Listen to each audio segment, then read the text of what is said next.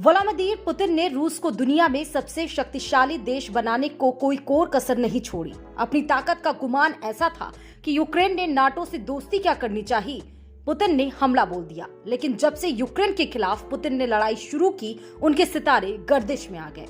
उन्हें लगता था कि इतनी तोप, मिसाइल, सैनिक है, यूक्रेन को धुआं धुआं कर देंगे। लेकिन कई महीने गुजरने के बाद भी ये ख्वाब उनका अधूरा ही है। ऊपर से अब ऐसी आफत आ गई कि वो खुद नहीं समझ पा रहे कि दूसरे का घर जलाएं या घर में लगी आग बुझाएं। अब आप सोच रहे होंगे कि ये क्या पहेली है, तो आपको पूरी फिल्म समझाते हैं। मॉस्को में अलर्ट है, सड़कों पर टैंक तैनात है, क्रेमलिन की सुरक्षा बढ़ा दी गई और रूस की जमीन पर खड़ा होकर एक शख्स राष्ट्रपति व्लादिमीर पुतिन को ललकार रहा है, गलती कर दी। यूक्रेन से युद्ध के 486 दिन बाद ये सब रातों रात बदला है रूस में। हालत ये है कि पुतिन कुर्सी पर कब तक रहेंगे ये भी अब क्लियर नहीं। जो लड़ाई अभी तक यूक्रेन की धरती पर हो रही थी, वह अचानक से घुस आई रूसी शहरों में। रूस और पुतिन के लिए चुनौती किसी और ने नहीं, बल्कि उनके पर्सनल मिलिशिया वैगनर ग्रुप ने खड़ी की है। वैगनर ग्रुप के प्रमुख येवगेनी प्रिगोजिन ने सीधे सीधे जंग का ऐलान कर दिया, वो भी रूसी सेना के खिलाफ। आर या पार की लड़ाई के मूड में आ चुके प्रिगोजिन ने पहले पुतिन को धमकी दी, फिर अपने निजी लड़ाकों को आदेश दे दिया मॉस्को पर चढ़ाई का। प्रिगोजिन का दावा है कि उसके लड़ाकों ने रोस्तोव शहर पर कब्जा कर लिया। रोस्तोव मौजूद है रूस के दक्षिणी हिस्से में, जो पूर्वी यूक्रेन से लगा हुआ है। यहाँ से यूक्रेन की सीमा महज 100 किलोमीटर रह जाती है। इस निजी सैन्य कंपनी का कहना है कि यूक्रेन में उसके ट्रेनिंग कैंप पर मिसाइल हमला किया गया।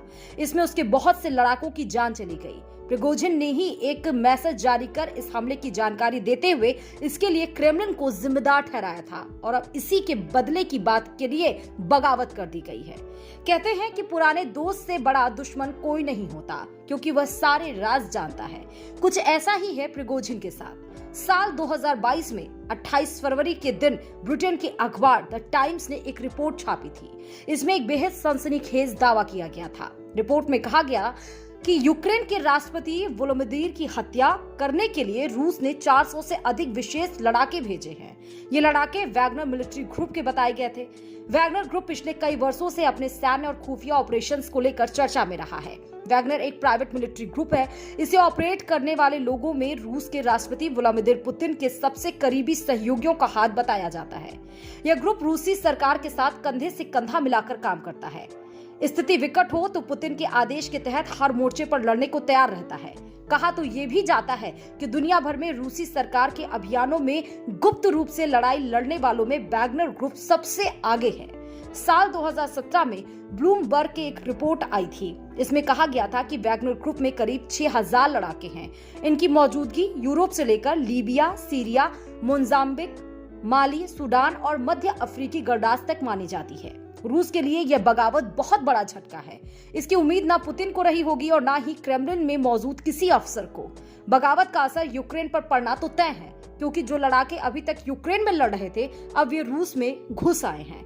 उनका टारगेट भी बदल चुका है। अपने खास रहे येवगेनी प्रिगोजिन को पुतिन अच्छी तरह समझते हैं। इस विश्वासघात के बाद से तख्ता पलट की आशंकाएं भी गहरा गई हैं। रूस का भविष्य दांव पर है, हालात पर पूरी दुनिया की नजर है। रूस के लिए यह नया संकट है, लेकिन यूक्रेन के लिए उम्मीद की एक नई किरण। जेलेंस्की का कहना है कि बगावत के बीच कोई भी झूठ रूस की कमजोरी को छिपा नहीं सकता। लेकिन क्या वाकई रूस कमजोर पड़ गया है?